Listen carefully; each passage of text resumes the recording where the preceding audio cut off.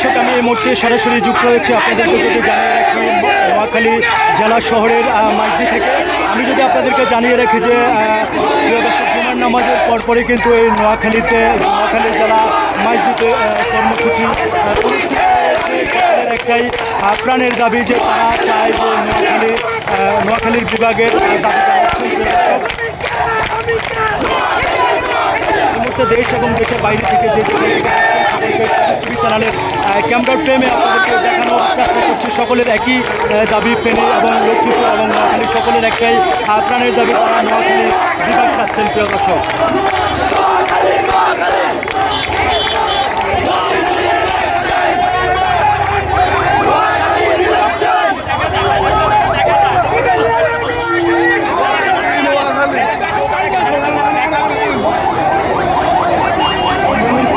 সবুজ টিভি চ্যানেলের ক্যামেরা ফ্রেমে এই মুহূর্তে সরাসরি আপনাদেরকে দেখানোর চেষ্টা করছি নোয়াখালী জেলা শহরের মসজিদে আজ জুমার পরপরে কিন্তু অনুষ্ঠিত হয়েছে এক বিশাল একটি কর্মসূচি। সেই কর্মসূচিতে তারা একটাই বলে যাচ্ছে, তাদের আর কোনো দাবি নাই, নোয়াখালী বিভাগ চাই। প্রিয় দর্শক,